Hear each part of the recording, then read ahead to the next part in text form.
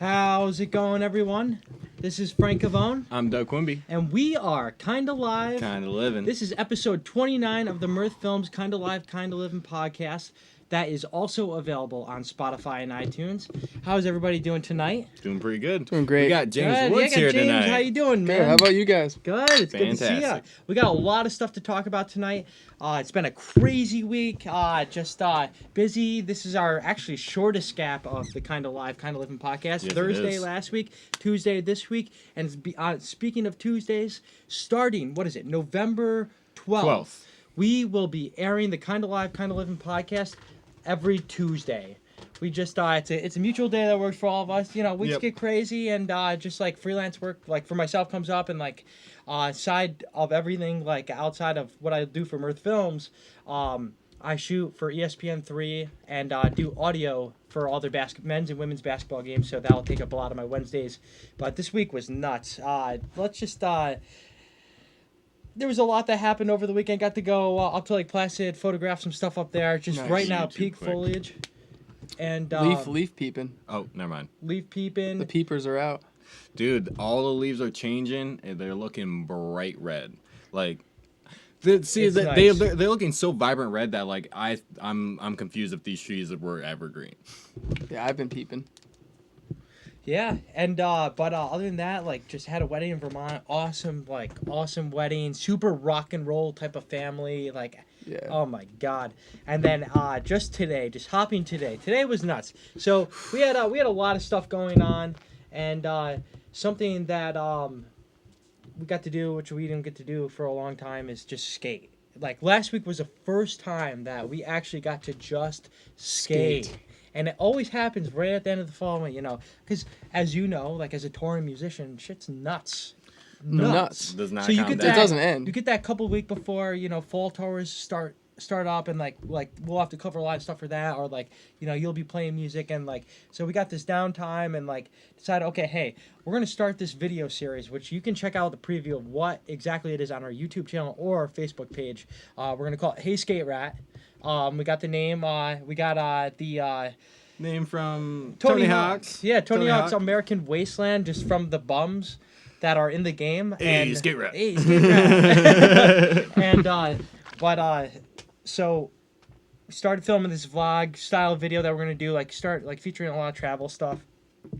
And you know, shredding the village. You know, I got worked at the skate park today, trying to 50-50 on like a longboard. Dude, like he was almost like ready to like throw in the towel for the day of I was skating. like, Like we fuck just this. got there. Yeah. We were like pushing around the park for a little bit. I of course did my stretches because I know better. And like Frankie's like going around. He's like, dude, like he like wasn't working. He was kind of hurting. I'm like, fucking stretch, Frank, fucking stretch. He finally like stretched a little bit, but he also like ate it, and it was like, you know, maybe you should just like push around for today. Yeah. So he like goes down and like skates around the park.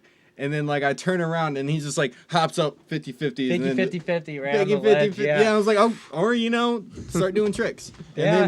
But, like, I just knew, because if I was like let that bother me and like got afraid of doing it, I would just shelter myself from skating the whole day and just push, and I just like screw it.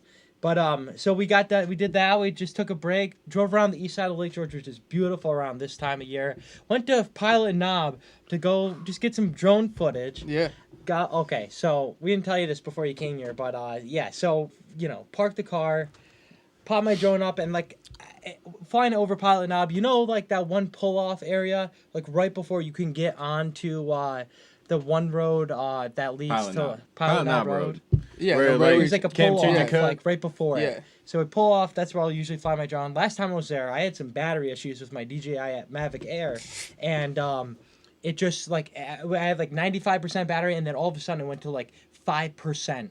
So like I'm like watching my drone like slowly just come down.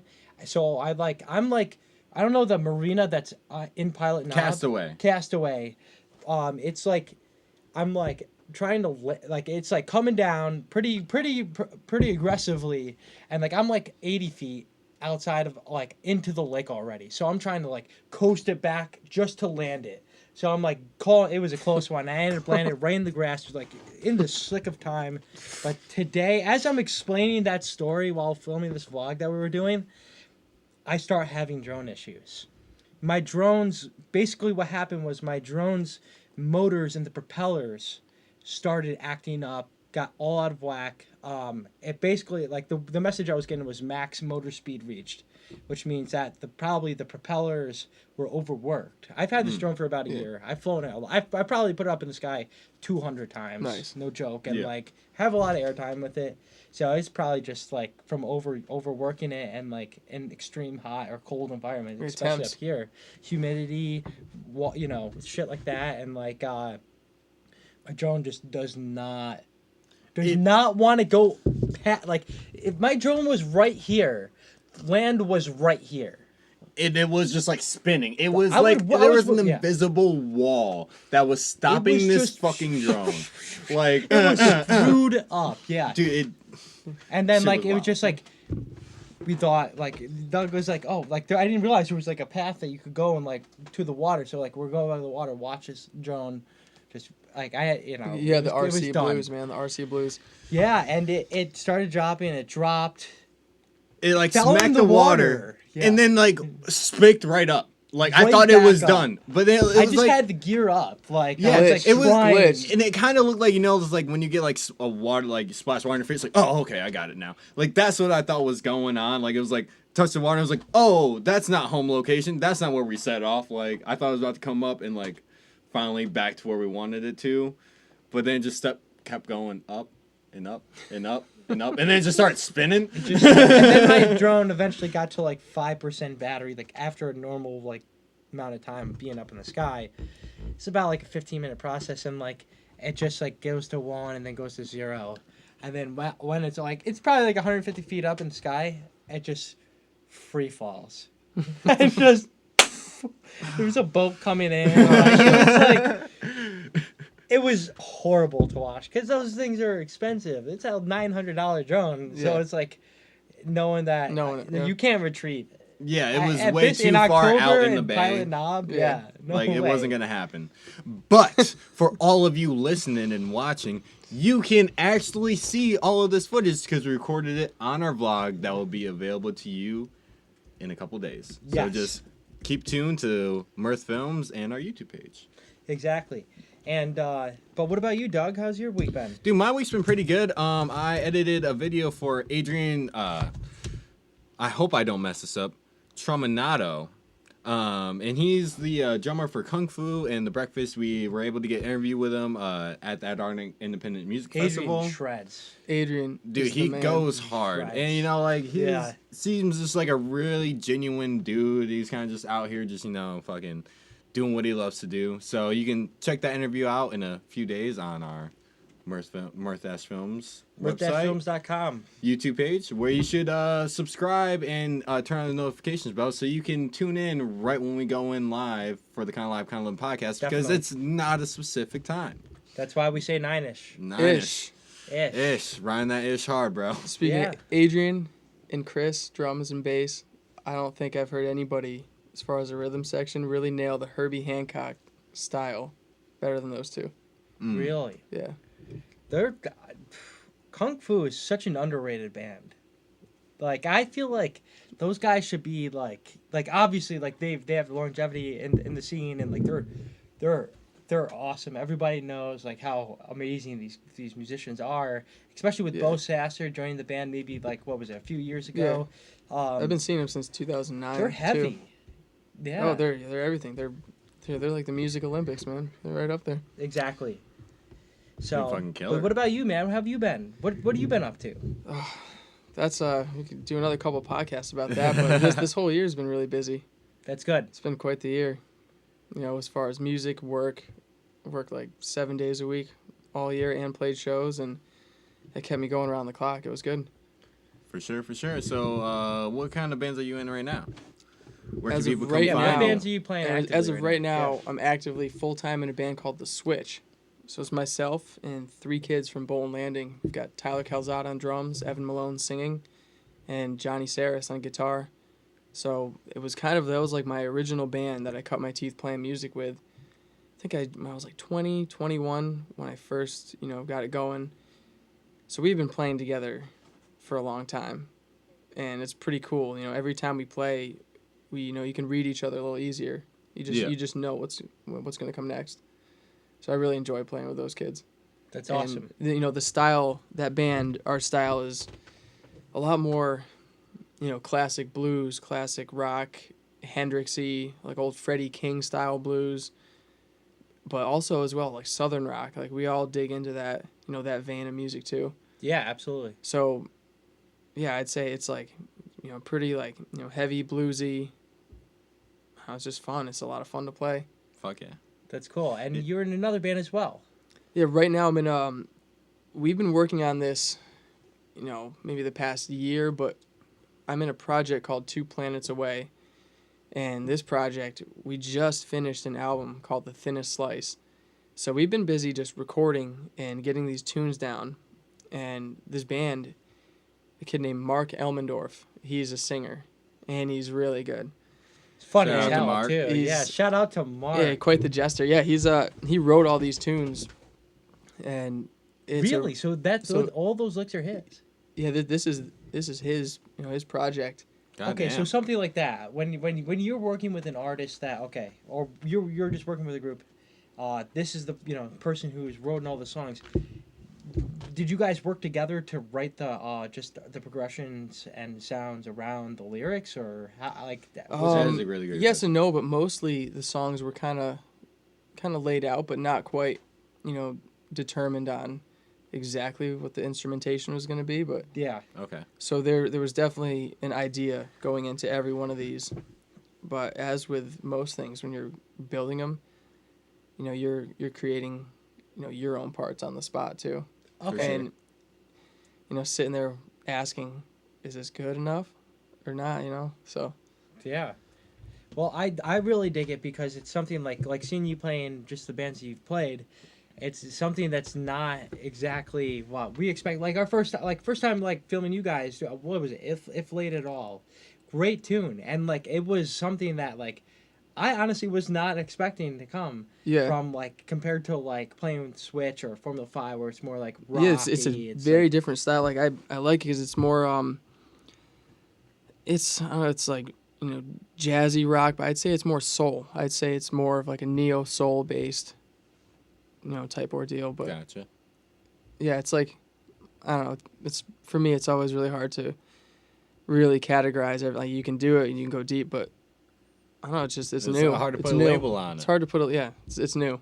So we're not gonna put a label on it. Mm-mm. It's Exactly. sick. You should go check them Yeah, you out. should go check it out. There is a music video available on YouTube, and you guys are also on Spotify as well, correct? Yeah, The whole album, Yeah. Thinnest Slice, available right it's now. all Go done. Listen to it. It's 2 all done. planets away, guys. Yeah. Yeah, we had a lot of fun recording that one, and Where'd you, so what was the process of it, man? so the other members of the band, so it's myself on bass, Mark singing, my buddy Terry Scoville on guitar, and I've been watching Terry play since I was probably 15, and he's an amazing guitar player. But the drummer, a guy named Eric Hamill, he's from a band called Shoe, SHU. I don't know Oh, yeah, if I've anybody's heard of heard of that band, but he is a jazzy drummer. He's just like the stuff he comes up with, is at least a step or two of what I can even think of. So it's cool, playing with all these guys. I'm always feel like I'm the baby of the band, Yeah. and they're keeping me on my toes and pushing me, and that's how you get better. Oh, for sure, man. It's pretty cool. That's what's up. That's cool. And now, how exactly did that band come together? Because, Terry, with just all of his just contributions to the music scene around Yeah. here, Capital Zen, with what time you've put into every group you've been in, and just, now, I personally didn't know the guys before. Mark's, like I said, one of the funniest guys I've ever met in for my sure. life. And Eric's shreds. How did they approach you?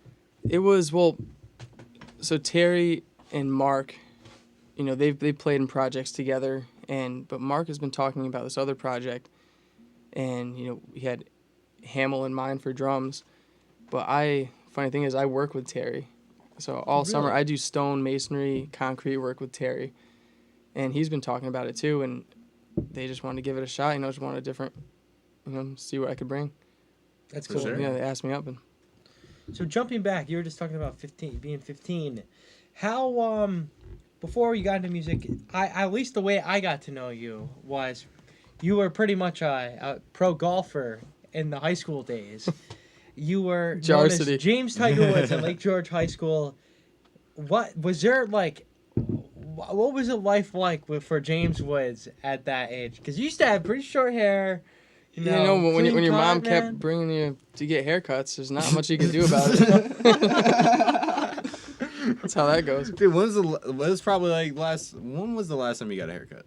Probably when I was 20, early 20. No way, really. Yeah.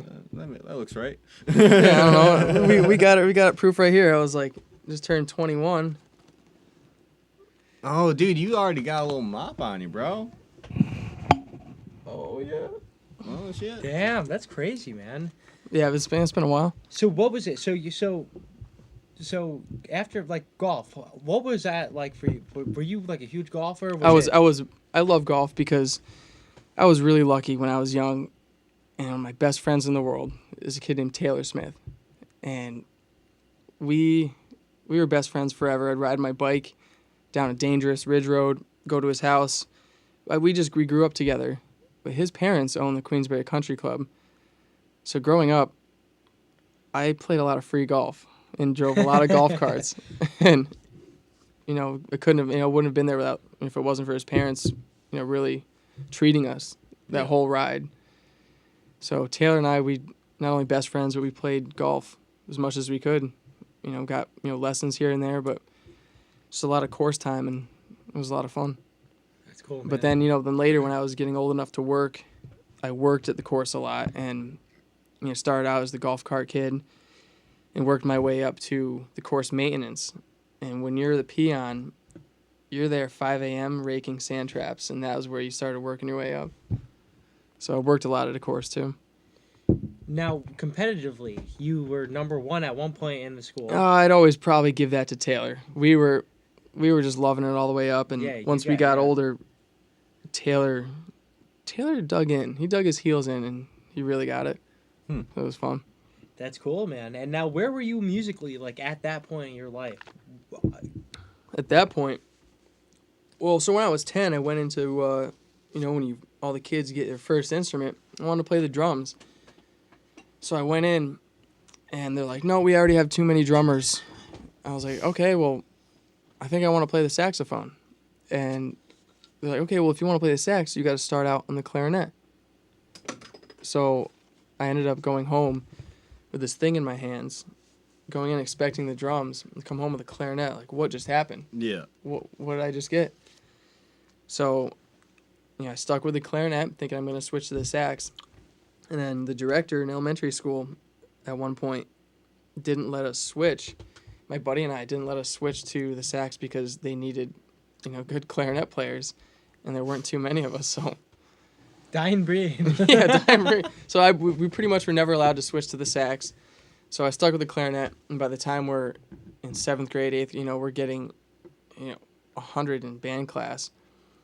And that was really nice, to help out your GPA. And for so sure. we kind For sure. of stuck with it, but I'm kind of glad I played the clarinet in a concert band setting, because in a concert band, the flute, the trumpet, and the clarinet all had melody parts. And all the sheet music, it was all the lead parts and the melody. Whereas if you were a sax player, there was a lot of harmonies and backing. So that was kind of nice. So, that really got me going into reading music and just, I don't know, being really getting your brain dexterous on music and how it works and how to read, how to see it, know what comes next. And so we took the clarinet hard. I played it probably for 10 years. Played my first year in college, and I was, a part of some really cool ensembles, in college, but in high school, all Lake Placid band trips, all the all counties. And those were cool because all the kids there actually were active and wanted to perform. Yeah. So it made some great music, and don't regret it at all. That's But awesome. in the middle of that whole trip, I think I was 15 or something. I heard there were some kids that would always mess around on the bass guitar before and after school was out. And I just liked it. I was like, I like that sound. What is that? And really just started, researching it, and it was the electric bass, and that's what I wanted. That's something new. That's really what I wanted. So I never started on guitar. I just heard the bass and I knew it. And yeah, I started on one of those $300 Squire packages. You get the soft case, And the case, instrument, yeah, the cardboard cable, box, yeah. everything, the little crappy strap, and with a neck that wasn't true, and that's where he started. Nice. And now you were involved extracurricularly in a band with some of our friends, all of our friends. Oh yeah. Oh yeah, What band was that? the very first. The very The first. very first band I was in was a band called Yaddick. Yeah, Because yeah. we practiced in an attic with yellow insulation all over the roofs. So it was yellow. So it was the yellow attic. That's awesome. And now who was that for? Who played what and who was in the band? That was my buddy named Dylan Lambert on the drums. He's a killer drummer. He is. Is he? He just Killer. the kid, I know kid him just for the hops on. tie-dyes. He just hops on a kit and just lays out rhythm, and it's Fuck cool. yeah. Yeah. Yeah, that's just how his brain works, and he's always thinking about it. And on I can see guitar that. was our buddy Kyle Lewis, and the cool thing about this project was he was always on acoustic guitar, Oh, never really? electric. So the sound was acoustic guitar, drums, bass, and my buddy, who I graduated with, a kid named Mike Ristow on sax. So it was a really original sound, and I thought the tunes that we wrote, it was like super original. Like it didn't sound like anything else, and we had a lot of fun with it. That's For cool, sure, man. man. Those were our first gigs. All I owned was like an old PA system from like the Jurassic era, and that was my amp, and we all plugged into it to play, shows on Lake George Village street corners, and we started our first couple private parties. So that's how that went. That was fun. Now, were you guys writing songs? Were you guys playing covers? What exactly was the motive and sound? Well, a bunch of the kids band? get together. You always start with covers, Oh yeah. and that's before I really knew what to do with the instrument. I wasn't really a player, but Yeah. you become one by just figuring out what sounds good. If it doesn't sound good, don't do it again. That type Absolutely. of deal. So that's where it started. But yeah, a lot of covers, but no, we started. I think we had a handful of originals. That was pretty cool. I think I was like 17, 18. And those guys were a year younger than me. That's cool. Yeah, you were class of 09, right? Yeah. All right. Yeah, what are you, I'm 10 years ago. 2014. 2014? Yeah. 2011? 2011 as well. Yeah, you're 20. Always. Forget about the 2011 Fuck year. the That was a good year. All right, now, just jumping in, okay, maybe something, at least I don't know, is, along your timeline of, how I got to know you in school and, outside, just in the music world, is, what happened in between then and, getting into Formula 5? What was going on in that gap of time? I'll try to James make Woods? musically. I'll try to make that long story short. Okay. So after playing with Yaddick, I ended up playing right after that. Is kind of when I met the kids in the Switch. Okay. I was jamming with some friends at this little fest called the Great Magua up in Bolton. Oh, And we were Magua. up in Bolton, and that's where I first met Johnny and all those guys. They're 2 years younger than me, but the singer was a lot younger than me. Our first gig, he was 16, I was like 20, 21. So that was pretty cool. But that's where I met them. I'm in Bolton, and that's after that when I started playing with them. That's how I ended up getting to know the whole town, and we really started once a week practice. I played with Johnny's dad's band called Blue Moon, and that was cool. So Blue Moon. it was Johnny and I It's were your beer, playing bro. with my beer. his dad's friends, and we played once a month, and then started to be more like twice a month. But we practiced once a week. Then I started practicing once a week with the Switch, and then in that time period, I also joined a band called Milk Toast, and that was fun. That was a bunch of kids What was from. that? That was the members of that one was T.J. Miller on guitar, Chris Becker on keys, Andy Arnold on guitar, and my buddy Paul Gay on drums. Milk Toast. Okay, so Milk Toast. TJ Miller. He was That in, was cool. That was every single one of us in that band had such different tastes and influences, and that was a cool melting pot. something that's cool, just tossing those names around. I don't know what TJ's doing right now. First time I've ever experienced him was a side project he did with Paul Guay and Chris Becker. and just hearing him play like a no quarter tune was like super. Oh, we loved the Zeppelin back then. Yeah. Fuck yeah! And like other than that, like Chris Becker is Joe Mansman. Yep. Playing out, and then He finally grew his hair long, like I told him 2 years ago. He's looking good too. And then what was the third person you were talking about? There was a kid named Andy Arnold. Andy Arnold. And okay. he was a guitar player, and at the time, dug Jimmy Herring, and nobody else that I was friends with knew about this cat except for Andy, and that's why I really liked Andy. And he could play some of it, and he was cool. That's awesome, Sure. man. So that was fun. And Paul Guay and Let's Be Leonard now. yeah, That's I awesome. played plenty of shows with him, trading shows back and forth, and it's been a cool ride that way. Awesome. I think somewhere in the middle of that whole mix, I also had a band shortly after high school with my friend Adam Johnson and Nick Robinson. Two kids the that Claims. The fucking Claims. they're the Yo. Claim. Our band was called The Motions. Oh. Really? Yeah, so it was I've never heard of this project. yeah, it was The before. Motions. We played a good amount, and that project was really fun because that was straight grunge. That's Dude, All we did was okay. play Yes. just Dude. raw grunge, sloppy, loose. Like, it was great. That's what the fucking claim. Yeah. Like, so, I mean, all right, we'll give you a brief. So, like, the Claims, it was Adam Johnson, Nick Robinson, and this one, What was his redhead? Charlie. No? Charlie. Yeah, played I'm the pretty bass. sure. Yeah, Adam's he- friend from school. Yeah. Yep. Dude, so I remember, like, the first time ever, like, actually seeing these guys was, like, at, like, their house party. They were just, like, playing out on the deck, and I was like, holy fucking shit. Like, these guys are really fucking good. Yeah. We like doing that. We like those house parties.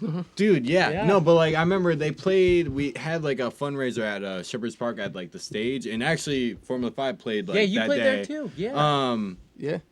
But like I'm remember pretty sure that, yeah. they opened up and like they left like the scrunch.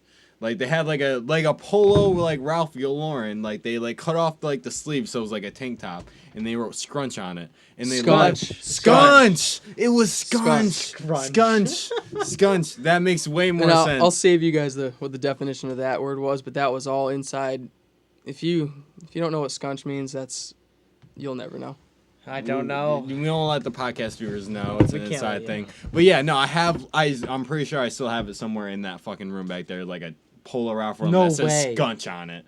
Don't ever and get rid of that. dude, I was trying to give it back to Adam Johnson and Nick Robinson along with the Claim skateboard. Like, that's still in there. Some You of guys the want tunes it? that came out of that band. Oh man. Fuck. They We were really think good. that they could have like made it, dude. That- Like I don't know. That was just raw grunge. Because, Dude, like, it I mean, Adam and I and Nick, like, we all loved, obviously, like, older music, but we were big, like, Adam was a huge Nirvana fan. Like, Nick at the time was, like, big in the Doors, but, like, any type of grunge.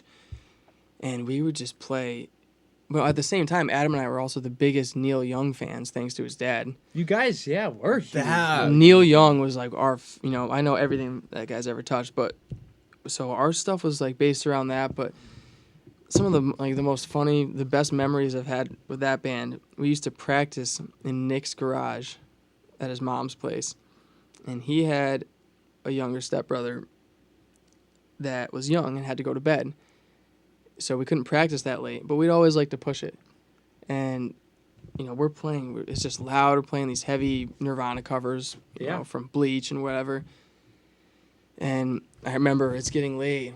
We're going through the tunes, and then Nick's mom would open the door, be so mad, and yell into the garage, like, "You guys got to turn it down.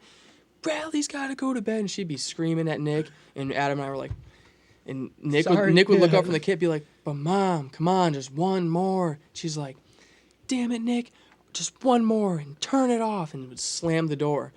And then Adam's like, "Okay, one more." He's like, "Let's play Dive," and Nick's like, "Oh."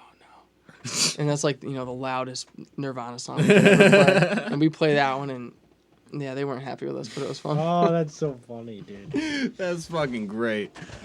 Now, how were Goddamn. you? Okay, now branching from that, Milk Toast, the Motions. How exactly did you fall into line with the Formula 5? So the way that worked out was, I was playing with the Switch and Milk Toast, and I just wanted to keep playing with both of those bands. So I remember remember hearing about Formula 5. I went to high school with Greg. He was 2 years older than me, so I knew that this band was going on. And I remember working up in Lake George one day on my lunch break. I've been meaning to do this for a while, and I called up Greg, being like, hey, like, I'm in some projects, and we'd love to open for you guys sometime. And Greg on the phone right then and there was like, yeah, that's cool and all, but, we're actually looking for a bass player. And I was like, what do you mean? He's like, our bass player is on his way to marriage and beyond, and we got to replace him. So he wanted me to try out, and I went over, I don't know, a week or two after that, and had my first tryout with him. It was pretty cool, and they asked me back for another one, and just went from there. Now, what year was this in the band? Because, correct me if I'm wrong, that was right around the time Edgina Catastrophe was coming together? Yes. Already so it's hard to remember because the album release was on like a New Year's Eve. So Really? when that album released was Bill's last show. And it was I sat in, so it was like my first appearance. That's cool. But so the album released, so pretty much when I joined, I was playing off of that album. Okay. So I wasn't on a record until we made our next one, or no, our live album, and then our next one. Awesome. And now with that, when you came into the band, were you learning anything from? Was Bill teaching you anything, or were you just learning with the guys? Built a little bit, but I mostly just listened to the covers they handed me and listened to the album. Okay. And did my best because a lot of those are written on a 5-string, and I wasn't a 5-string player. So I went around it, but I just listened to the album and just went in like that. But also like what they wanted to do, that band was big on, improvisational, like instrument, like jam, like make up stuff, guide it where you want to go, bring it back home, that kind of deal. So we had a couple rehearsals that was just, or tryouts I should say, that we jammed just to see how each other would read off, Right. So that was a part of it too, other than just learning songs. Now with that, just trying to think here. You, like in between, like there were like so you played. There was a couple years you played with Mike McDonald. What was like the like the vibe playing with the band? Where were you guys playing, touring, and like was this your what experiences for you were new playing with Formula 5? Playing with this was new because we played farther away from home.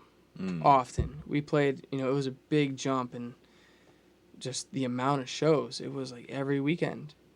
Even when we were starting off, like towards the end, we were doing 90 something shows a year, but even in the beginning, it was still such a big jump as far as how many shows you're playing. I remember the first 3-night run I did, by the third gig, I was getting a little raw on the fingers, and I was like, woo, like we're digging it, we're playing a lot, and then it slowly went away. But yeah, it was a lot of gigging, and just it was interesting to me, where these, we traveled. So we were in a van, we traveled everywhere.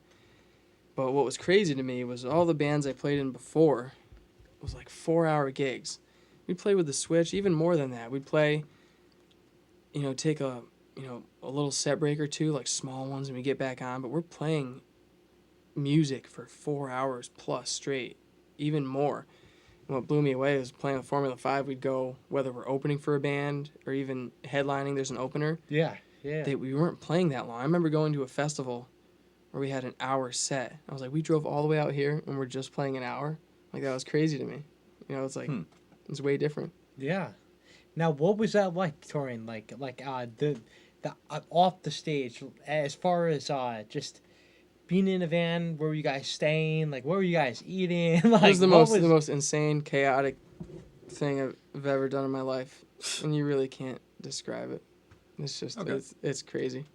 That's just tour life. No, it's tour life. It's like in a van that you hope that runs, hauling all your gear that you hope that runs, and you don't know where you're gonna sleep most of the time. It's just the whole risk in it, and driving. Who's tired? Who's not tired?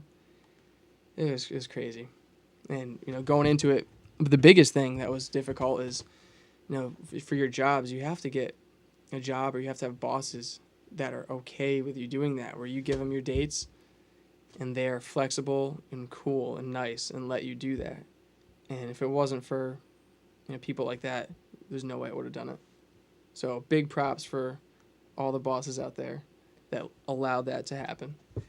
That's awesome, man. Now, family-wise, what was it like just like supporting the decision of choosing this path? Like, what, like, because that's all, I mean, touring life and just me being a musician, like, what, like... Dad, as far as family, my dad was cool with it, like, he's probably concerned a little bit, but he was fine, if I was doing what I liked. That's good. He was cool and supportive, but I don't think there's any mother in this world that likes any of that.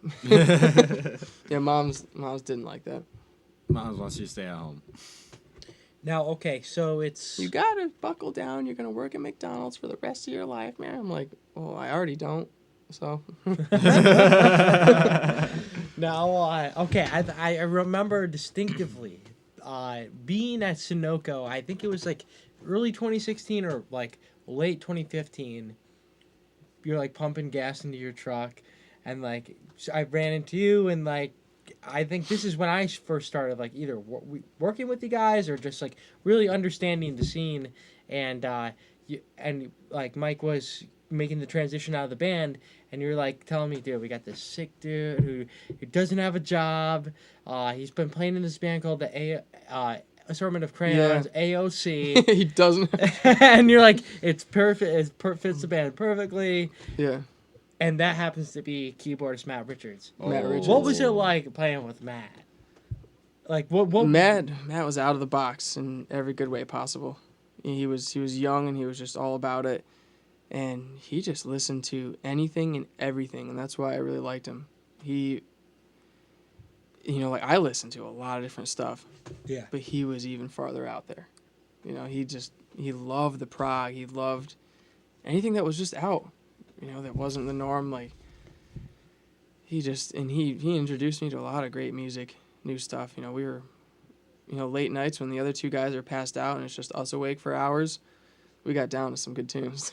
That's awesome, man. And you got to experience recording an album with him and Greg and Joe. Yeah. All Points North. That was recorded in Albany, over it Studios, with was Brian Brundage was our producer. Oh, the Piggly Wigglies.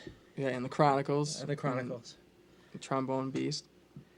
Well, how was that? Like going through that process? Like, Yeah. it was cool watching it, but like, what was your perception? It was cool. It was busy. I mean, because we're there, all your gear's left there, set up, and just the way you do it. You do like the drum tracks first, and go. You try it like depending on the song. You try to get like a full, together like initial recording. But most of the time you lay down the drums and piece it together on top of that. But yeah, it's all just info and tips for anybody going into that.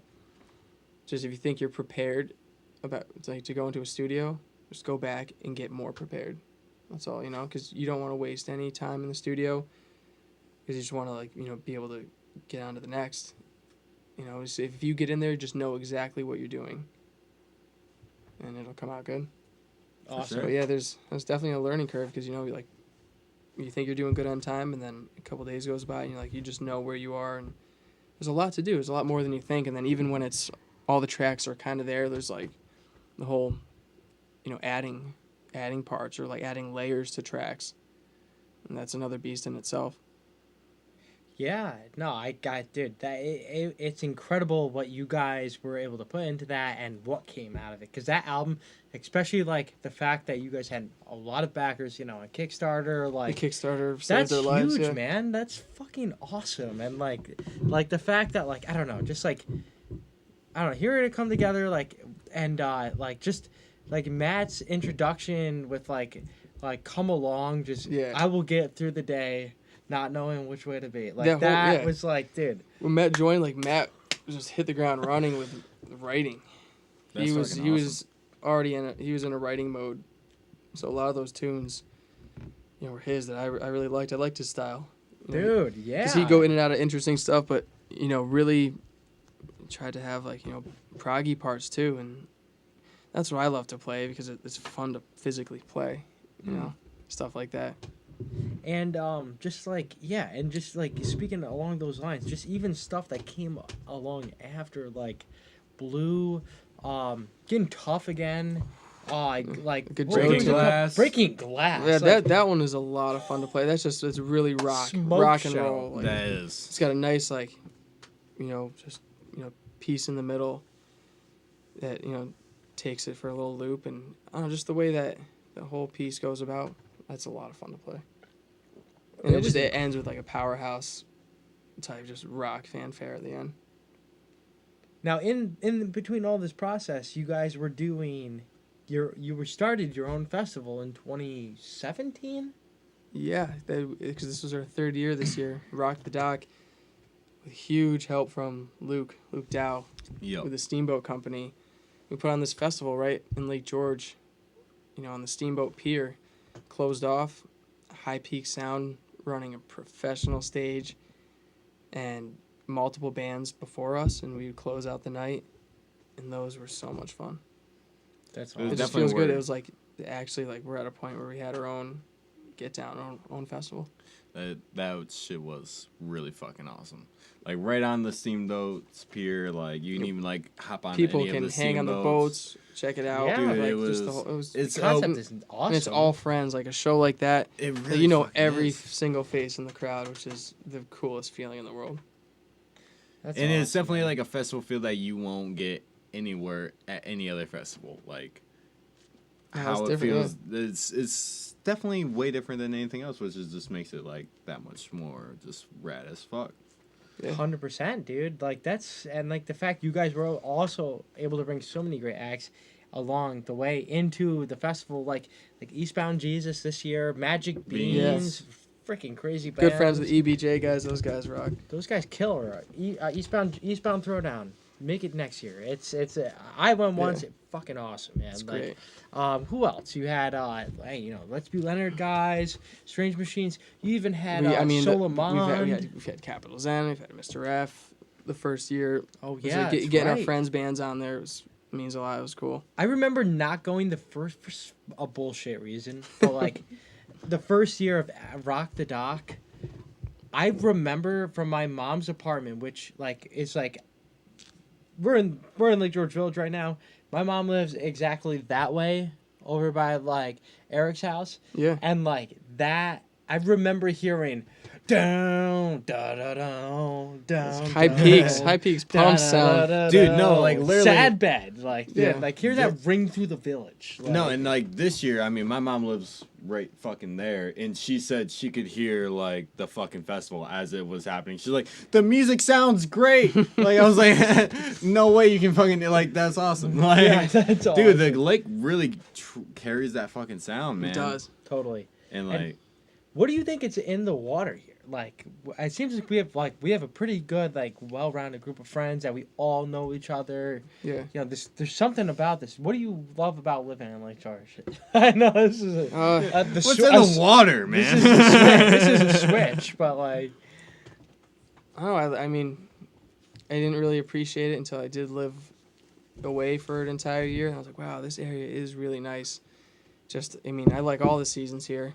Summer to me is too chaotic. It's too many tourists. Can't get anywhere, and Yep. it's too busy. yeah, But everything, there's a lot to do, but I find a lot more to do in the off seasons as well. And I don't know, you just get a full, all the seasons you get, a good dose of every one of them in this area, which is really cool. And we're right in a nice spot where if you have to get down, to the city, to Albany, to Saratoga for any event, or if you want to, go the other way, we're in the mouth of the Adirondacks. So we're, everything is accessible from this area with not a big drive. 1000%. And now, Very true. just jumping back, I gotta ask, what were some of your favorite things of playing with the Five? Like, what were your like at least like personal milestones?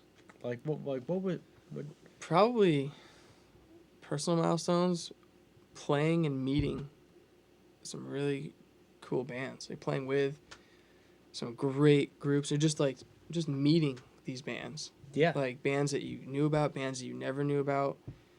That was one of the coolest things. Like, You know, we got to meet some of the greatest musicians, some of the coolest guys, and just learn. Just a big learning experience. For sure. I mean, I got, for like my personal milestone, a couple of years ago we played Wormtown Festival. I got to meet my favorite bass player in the world, Oteil Burbridge. No way. Got to talk with him for like 10 minutes, and that was one of the coolest moments of my life. That's cool. What group was he playing with at that moment? At that moment, I mean, Oteil, he was big jazz cat, but he made it big with Aquarium Rescue Unit. You know, with him, Jeff Sipe, Jimmy Herring, and that whole bunch. But then from the year 2000 or 2001 or 2000, something like that, he was a permanent member of the Allman Brothers Band, which is, you know, the concert that really changed my life when I was like 12. So he was the bass player that I've been seeing live as much as I could ever since then. So 12. Was that when they opened up for Tom Petty and the Heartbreakers? It Like could have 06 been. maybe, like. There's, I Or mean, was I've seen that it's when hard they because opened up I've for seen Santana? I remember seeing you at Santana. Yeah, That was a good show. that was a good show. That was like 7 years ago already. Yeah.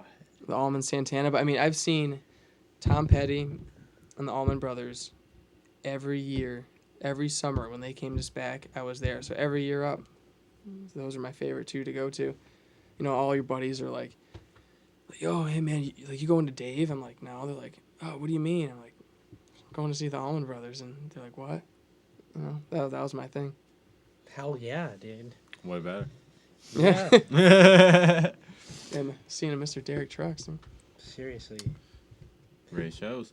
So I want to talk to you about how you got into skateboarding, because I feel There's like a bathroom for here. when I first met you was right before you got into Formula 5, but I feel like me and Frankie were like night skating around the village, and you kind of just like appeared and were just skating in the village in the middle of the night, which I mean I feel like isn't that's not what you normally do. No, that's not a normal thing but you the catch out. nighttime was one of the only times where you got by Especially yourself. in the summer, like that's In the that's summer, the it's time like to everyone's go. like if you just want to kick it and just have some alone time. Skating at night is a lot of fun. That's Well, in really the village, place you to go be. to spots and there's street lights, so you're not in pitch black, obviously. Yeah. But yeah, I mean, I don't So know like, where. what got you into skateboarding? I guess it was. I mean, I've been a skier since I was 2. Okay. And Damn. I love skiing, and right now I can't even remember. Like, I've been coaching ski racing for like 8 or 9 seasons. Yeah. This might be my 8th, 9th. I can't remember. It's been a lot of them, but I'm a huge skier, and in the summertime, just to recreate that feeling, I was like, trying to find something that was like that. And then right around that time, downhill skateboarding was emerging. Oh, And it okay. really started to boom with like companies like Land Yachts were like just breaking ground and just checking out like these downhill racers. And the coolest thing to me was these guys that were racing, downhill decks, the way that these guys would, come into a turn or how they execute a turn, how they scrub speed before the turn and gripped up was the same exact thing as like a Stivet in a GS ski race. You come like in a ski race, if you're coming too hot for a turn, like, you're late already and you're not going to make it to the next gate. What they do, you throw your skis sideways and you feather it and you kind of go straight at the gate, throw your skis sideways, and then you throw them back, you grip up right at the gate and push as hard as you can. And that kind of like a cheat. It's really hard to execute. It's like all the pros they're the only ones that are really nailing it. But that was like a technique that was, just emerging too. But as far as a skateboard, they did the same exact things. Whether it was a heel slide or a toe slide, they would come into a turn, grab the back of their board, your knees dropped, all the weight's off the back wheels, and your hands down, and they crank a turn and they would pop these boards sideways and slide. And they did the same thing. They would come, slide, scrub speed, and grip up right at the apex and finish on the outside. It was the same exact motion, Yeah. So I was really into that. I was like, that is the coolest thing I've ever seen. I want to get into this. Got a board.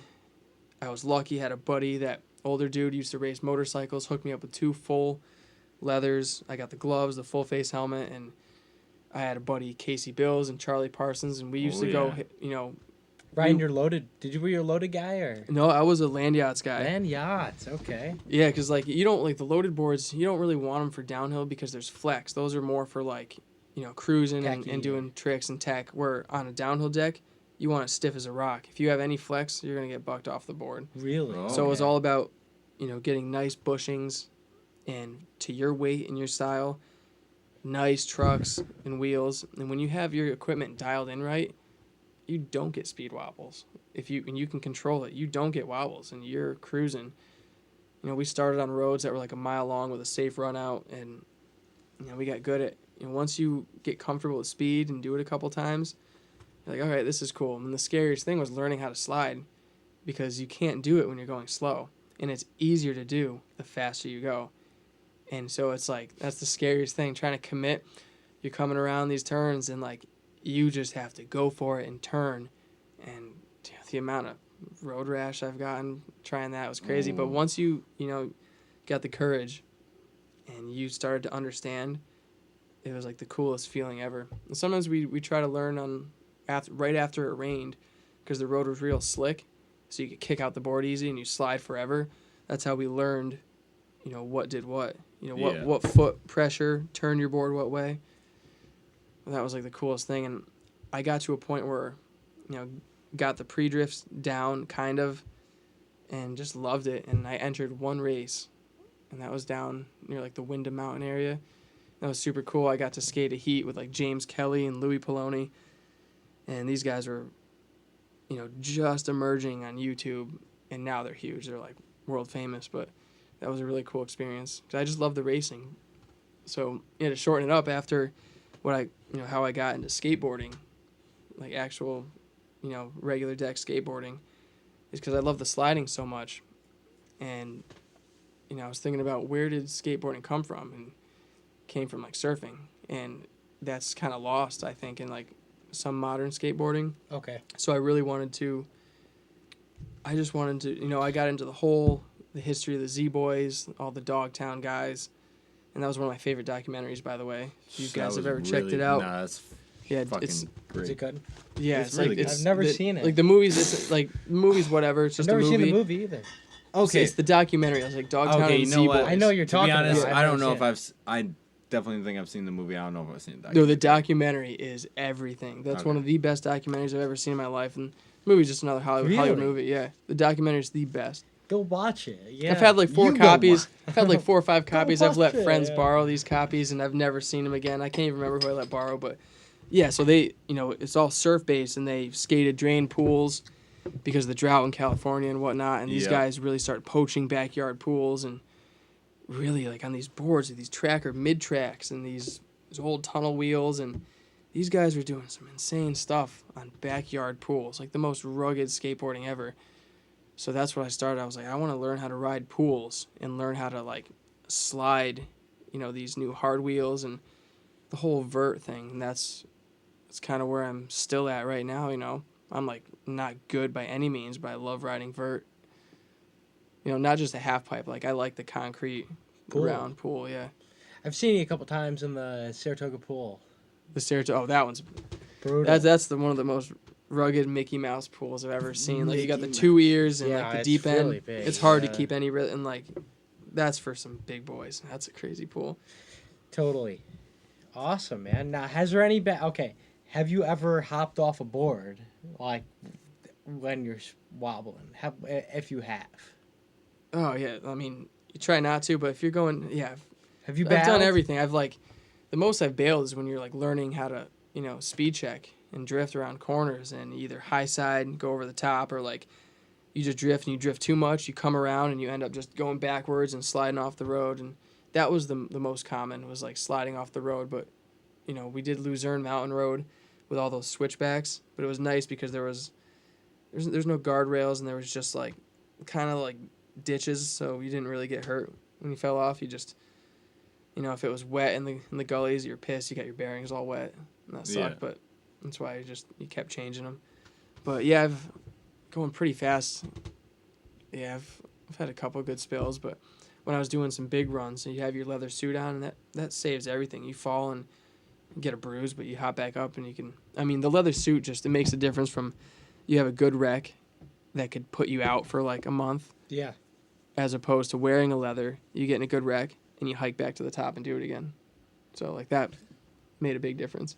That's nuts. But when man. you're just doing, like, not as fast, not as aggressive, but you're still sliding, having fun, just always knee pads were the most important thing. Like, always wearing a helmet, slide gloves, because you need them, but the knee Bucks, pads, Yeah.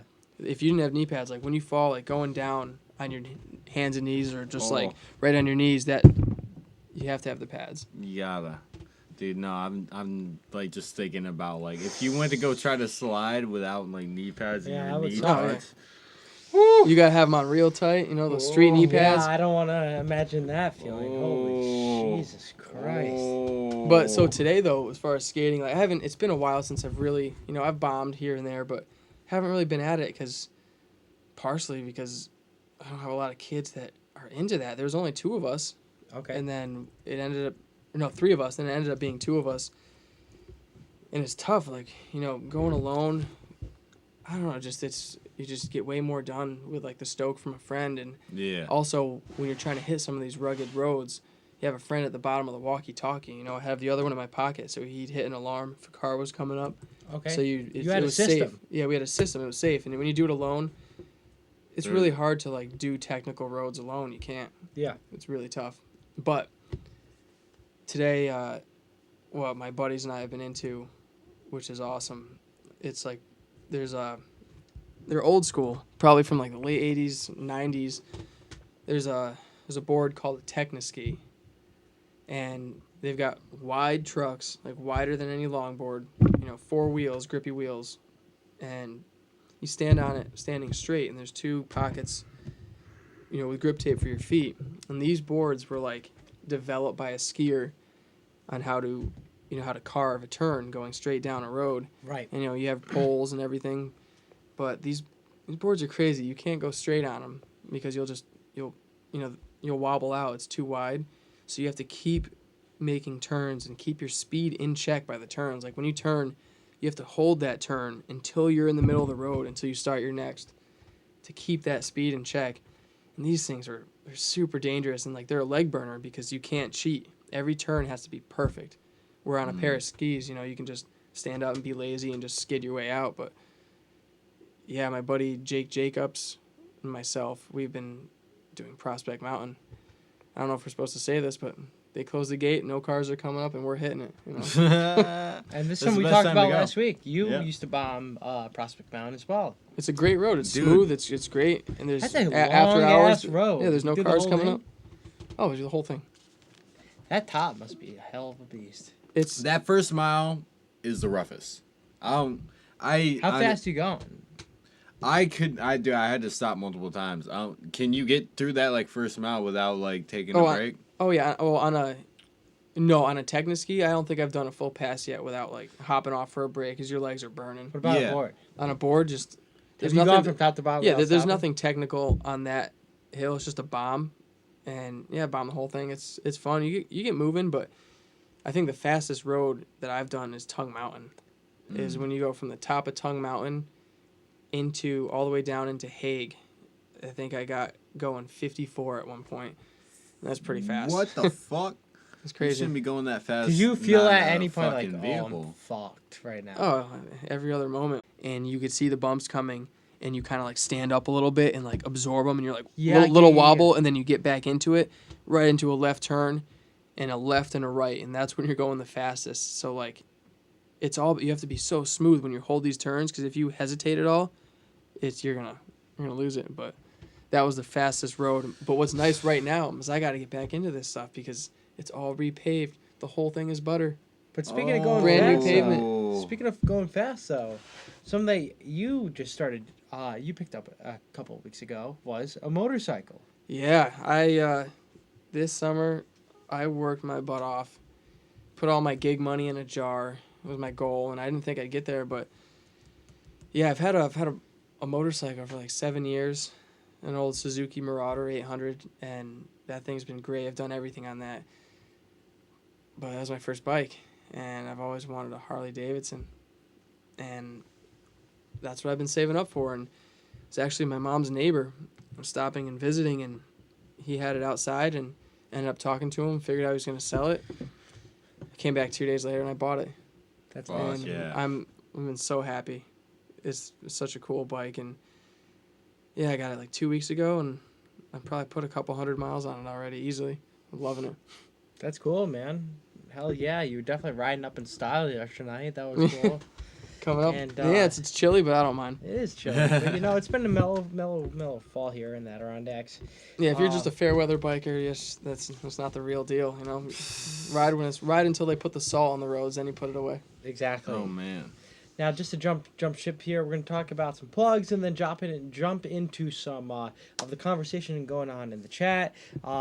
First, want to plug our website, mirth-films.com, where you can find all of our latest original video content, live music coverage, alternative news, podcasts, everything we have. You can find out our merch, where you can get hats like the ones James and Fresh I are lid. wearing, and this Everybody's Freshies. wearing them. We got four different styles of the hat. We got sweatshirts of all sorts and clothing and even coffee mugs. So go check it out. Head to mirth-films.com. Like we were saying earlier when we first started, we are available on Spotify, iTunes, and SoundCloud, so you can listen to us in the car, at work, wherever you fucking feel like. And starting November 12th, every Tuesday, we are going to be airing live. Set schedule for the most part. We're going to have our days here and there, but, for the most part, it's going to be cool. And we got some really cool things that we can announce very soon. Very soon. And just some other things that if you are, I wouldn't say necessarily a patron of Mirth Films, but you've been supporting us and helping us. We got an awesome surprise for you, which we are going to be announcing at the end of the week. And stay tuned. Stay tuned. Stay tuned, kids. On Thursday, you can find out what's going on in upstate New York with our What's Up Upstate guide, Upstate. which lists all the music, live entertainment, and just art type stuff going on in the capital Everything region. you should be getting out of the house for. Exactly. We got Saratoga Comic Con coming up October 26th and 27th. Go support that.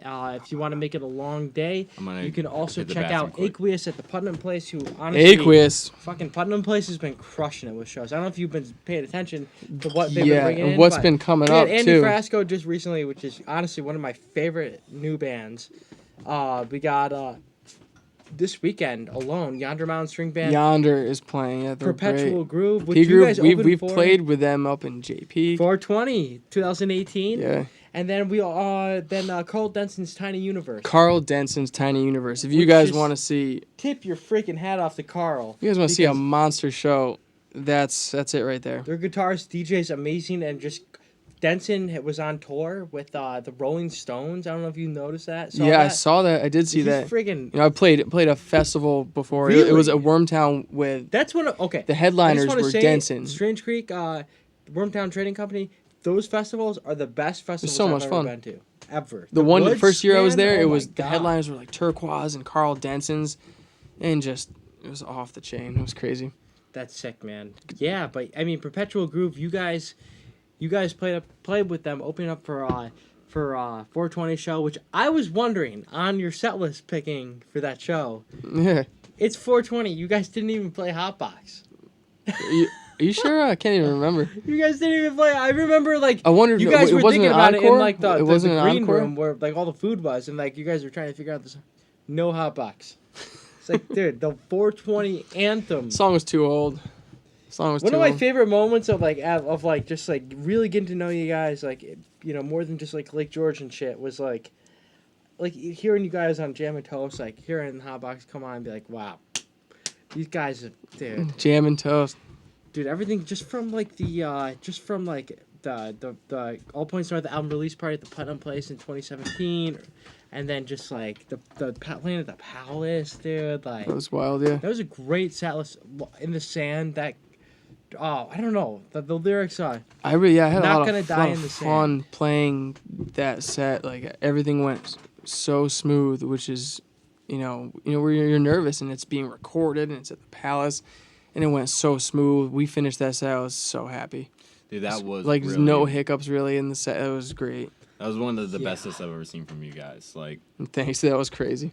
Yeah, honestly, that and even like this jam too was like Wow, that was like adding on to what happened at the Palace was like because I don't remember like I think you guys opened up with Getting Tough Again at this jam, and It then like might I have don't know been, what yeah. the fuck else you played, but like Breaking Glass was probably one of them, and just like that's like to me like I know like you like Fish is not one of your like big bands, but like hearing like a song like Breaking Glass to me that's like a fluff head or like A Yem. Yes, or yeah. like a 2112 or like something like like a big piece of work. I can't think of the term for it, but I know what you mean. Did you? It How was long did it really take to an learn epic. that with the whole band? Like when with Matt showing you guys. Not that bad actually. Really, I think awesome. the one tune that it took the longest to learn was like right when I joined or right when Matt joined, teaching either one of us like just Excalibur because it was just hard to follow. You just have to know it. It's just written. Is that the and you have to know. Yeah. Okay. You just have to know it. There's just written parts where I don't know when we all wrote this together. That wasn't that bad to Yeah. learn. Because Matt, he kind of knew what he wanted, and we were like, yeah, it was good. No, was that was on All Points North? Or was that, That an earlier one- song? You're talking about Breaking Glass? Excalibur. Or the Excalibur. Yeah, that was. You're putting me to the test right now. I don't think that was. I think we did throw that around there, but it was like. It is an older tune. I can't remember how old. Really? Yeah, Okay. it was. Yeah, it was before I joined. Yeah. That's awesome, man. For sure. Now going Okay. forward, you guys, as far as like 2 Planets Away, what is something that like the viewers can know that's coming up with what's going on? What's coming up? I have a mountain of shows with the Switch, and that's all on our Facebook page and everything. Go And like that it. out. So we're busy. We're practicing every week, playing shows, loving it. That's got me busy alone. But with 2 Planets Away, we're really excited about, an album release party. With like this album, we just released it on media platforms, and I'm really happy with the way it came out, every part of it. And I'm excited. We haven't really played a show. This band, like we just focused on recording, getting this done, really like learning the songs. And yeah, we haven't played a show. We're just trying to like keep it to like select shows. We're not looking to like tour or anything, Totally. but it's just like a special project for all of us. So yeah, we've got a show right on Haskell Avenue called Googs coming up. I think it's December The 20th. Sweaty Goog. Yes. I've heard a lot So we'll about that be place. playing there for good old album release. Dude, that's Fuck gonna yeah, be dude. super epic. We'll make Yeah. sure to be there, 100%. Yeah, I got some work to do, brush up on all that good stuff. Fuck yeah, fuck Hell yeah. yeah. So just what were you gonna say, man? I mean, I'd like to refer to the chat because Yeah, absolutely. It's been kind of Top going notch. all night, and we Nice. haven't referred to it at all. So first of all, Max O'Connell, what's up? He said Woodsy at the beginning of the podcast. Fuck yeah, dude! Really happy to My boy have Max. you on. Custom V Rocker, another week under 20-second latency. That's what's up. Amazing. Amazing. We're streaming very fast, it seems. 20-second latency. Woo! I don't even know what it fucking means. I don't know But what this guy's latency a means. 6 man. How you Six supposed, man, how you supposed to Dylan play McKenzie. video games like that? Shh, with fucking hell, dude. Remember, like, all right, maybe y'all don't remember this. I remember, like, when I was playing Call of Duty. Apparently, like, people would have like lag pedals, so like their shit would lag like on purpose, so they could use it to like their advantage. But like you would just like shit there, just like you would just be shot at, and it would just be it would suck. And that's why I stopped playing Call of Duty, everybody. But stop hacking. Anyways, coming back to the chat, Dylan McKenzie. I love the new skate series. Thank you. Thank Hey, you very skate much. rat.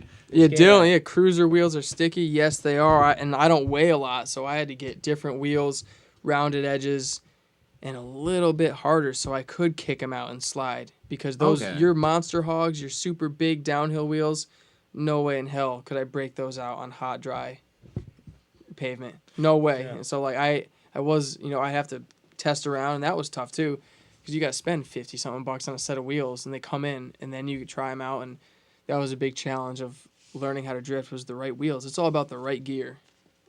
It was Totally. big.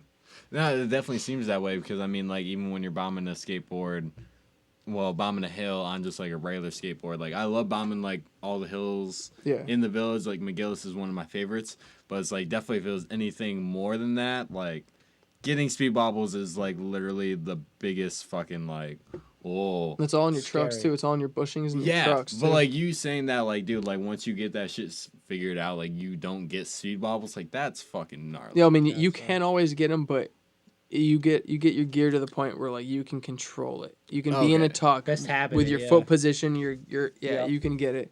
For sure. But yeah, if I had a board that was strictly just if I was gonna go bomb Tongue Mountain, grippiest ever, and yet you know that you're not sliding those, so you're just in it for the long haul. Now, okay, so here's my biggest thing because with like, I mean, on a skateboard, you know, you dip tail back, rub your foot on the ground.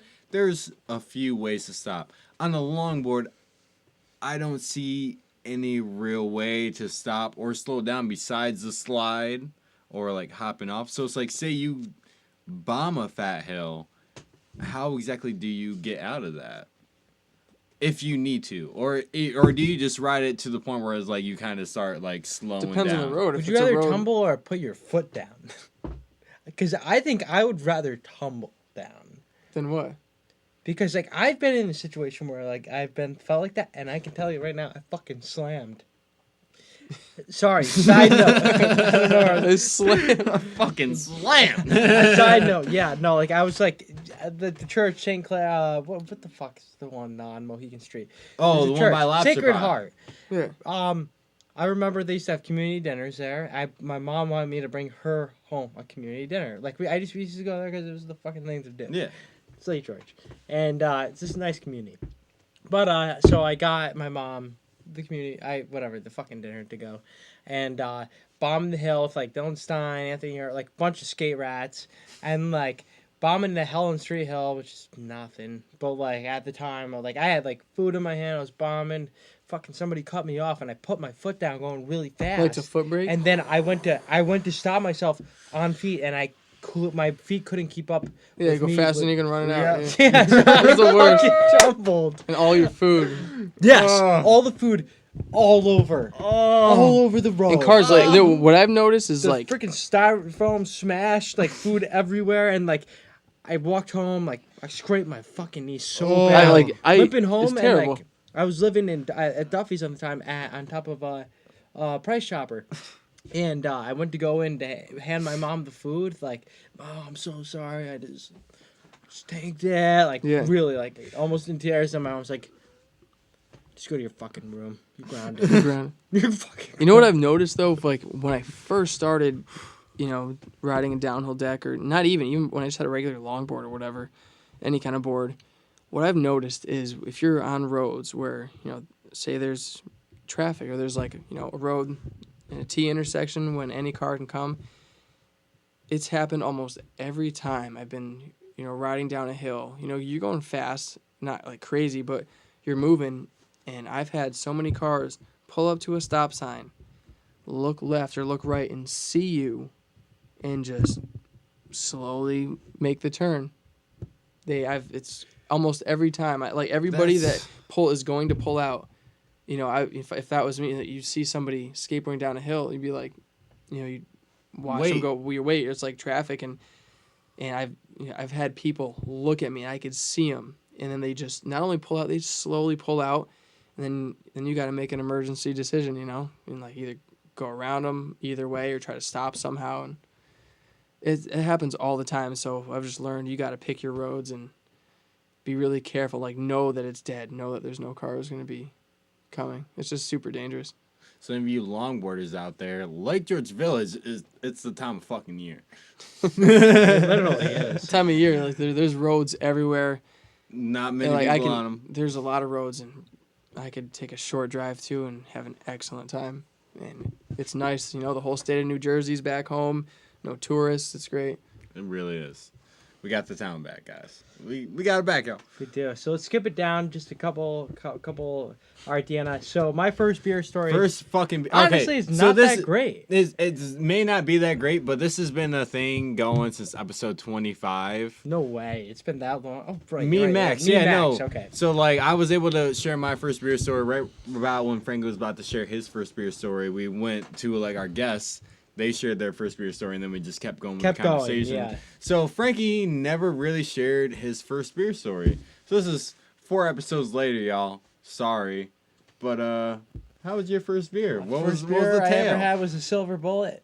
The Silver It was Bullet? a Coors Light. When the mountains I turn was blue. it was making bad It's as choices cold in as 10th the- grade, and I went. I don't know why we had Coors Light at the time in my house, but shit's weak.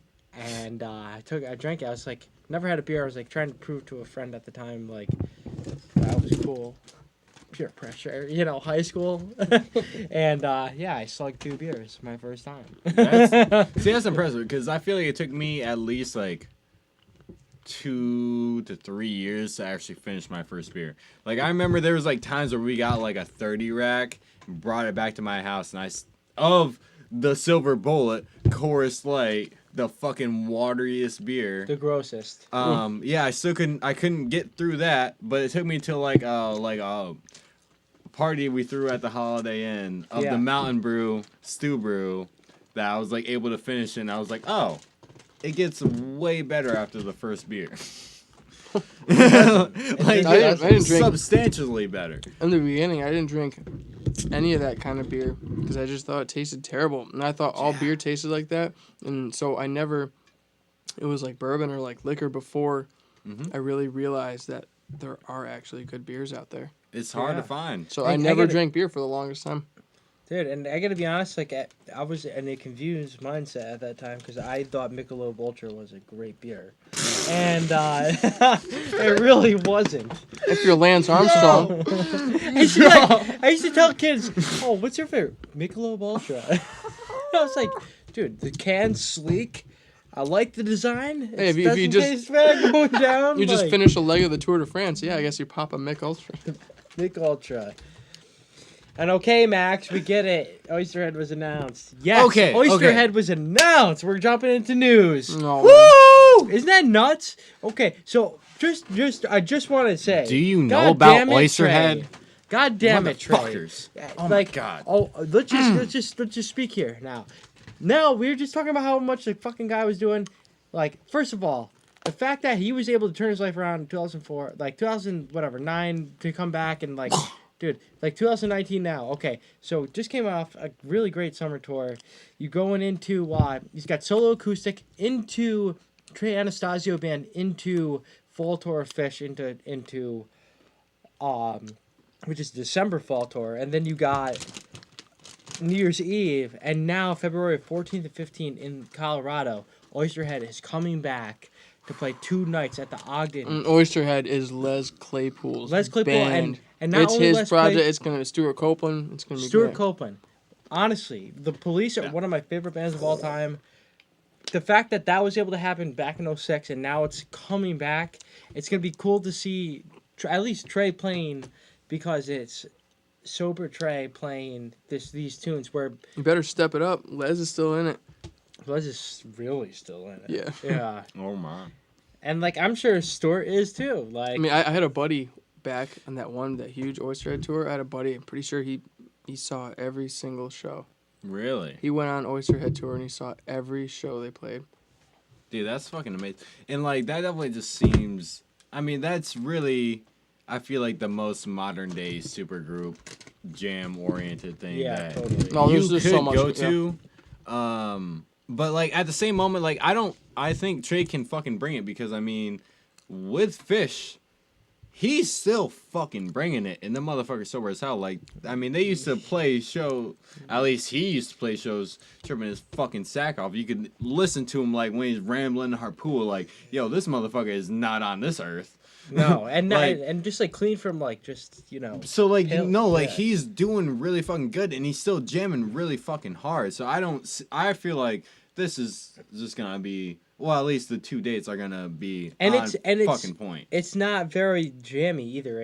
No. Oysterhead album, Grand Pecking Order, Yeah, it's an album. is pretty fast and tight. Like It's tight. Yeah. so that's gonna take a lot of work for the guy to do, and like sometimes like the one thing that bothers me about Fish, and like The one thing. you can't oh Jesus.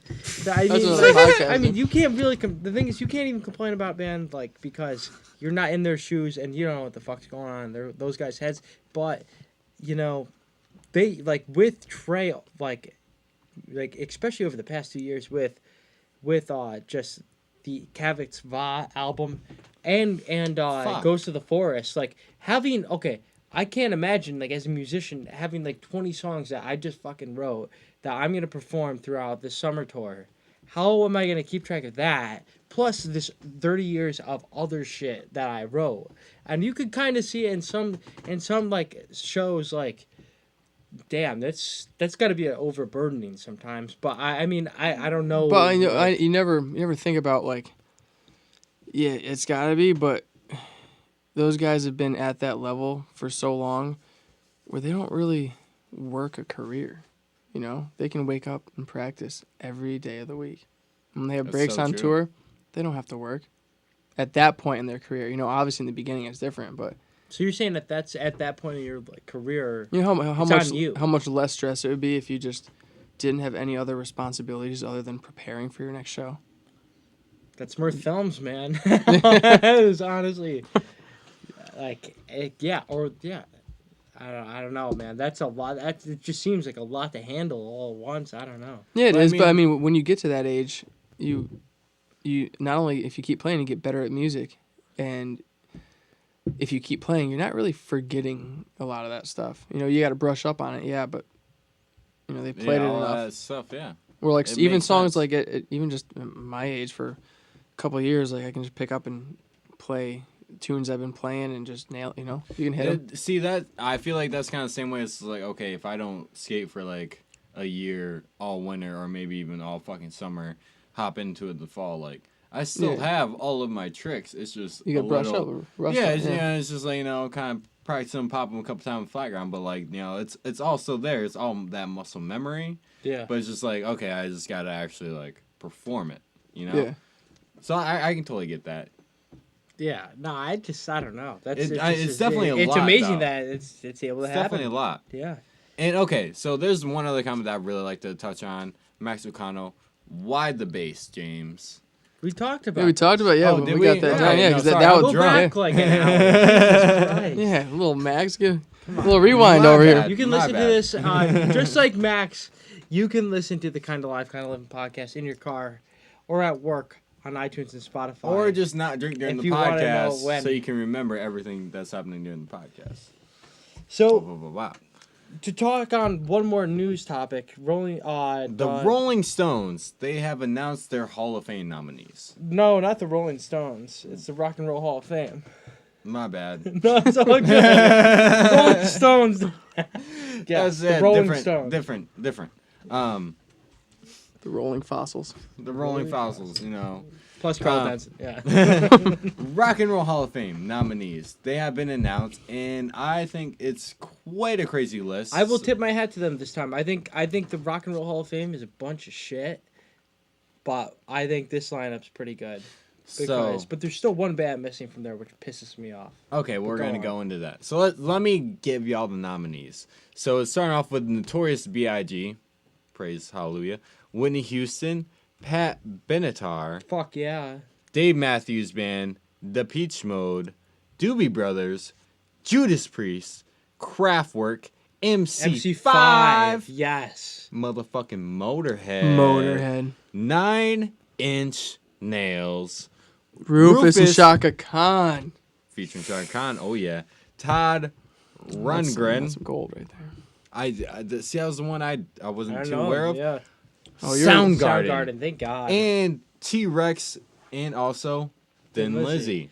It's fucking. This is a stacked fucking It's lineup. awesome, and Like, every band deserves to be in there. I would Shaka say so. Khan all But day. how can you tell me that fucking Judas Priest can be in, which is awesome, but you want to know who's still not in the Rock and Roll Hall of Fame? Iron Maiden. Really? Yeah. What? Iron Maiden is not in the Rock and Roll Hall of Fame How? because I don't know why, but I mean, that makes sense. But Metallica was inducted in 2009. He was probably heavily influenced on Power Slave and Number of the Beast, and like no, not knocking Judas Priest. I love Judas Priest. Like one of the best live albums, Unleashed in the East. So fucking sick. Like, but like Judas, I mean Iron Maiden. Like, what the fuck? Dude, I swear, if you looked up a list of bands that aren't How is in Dave the Hall Matthews of Fame, Band in? Like, and marching like. well, I don't know if if you looked up a list of bands that aren't in the Rock and Roll Hall of Fame that are notable, it'll probably surprise you. It's probably a big list. Now, what is like the qualifications? I don't even know. for I don't the know Rock who and Roll votes. Hall I of don't know Fame? who I don't know chooses. what it Because is. like, I'd like to Okay, know because I yeah. mean, if Notorious B.I.G. is in the same one as Whitney Houston, Dave Tupac Matthews ain't Band, in. and Yeah. Judas Priest, like all of those are, I feel, very fucking different. Along with Soundgarden. I will Nine Inch say Nails. this list. Is that all rock and roll? This list that is written. It's- Go check out on Wikipedia because that's just a good source. Unless you're writing essays, don't use Wikipedia. I was taught that in school. This list though is pretty good. I will say this is an awesome list. It really fucking is. Fucking Thin Lizzy, Jesus Christ, and then Motorhead, Lemmy is God. Dude, just go back and listen to the Doobie Brothers' first couple albums and tell me that wasn't, rock sauce. Yeah, Oh. Old Blackwater, man. Dude, the whole couple first albums of them. That's people forget. Soundgarden. People forget a lot of this stuff. Bad Motorfinger, Soundgarden. That's fucking Dude, awesome, man. We've used Soundgarden in a couple of videos, haven't we? Maybe. Shaka I can't Khan, remember. if you want to get Tricks and funky. Licks. But let's just jump into it, guys. What have you been listening to? Down the line. Well, if we're starting down the line, let's start Going with down you. this way? Okay, so I have been really hooked on the Magic Beans. About a couple weeks ago, it's been about a couple weeks ago now. We did our first ever multicam live stream of a band, and Magic Beans were sick. Cycles were fucking Cycles. damn. Cycles is are another a good band, time. That guitarist is like a heavy metal guitarist. He's got great and original that bassist style. too is like Yeah, he plays in like a drop.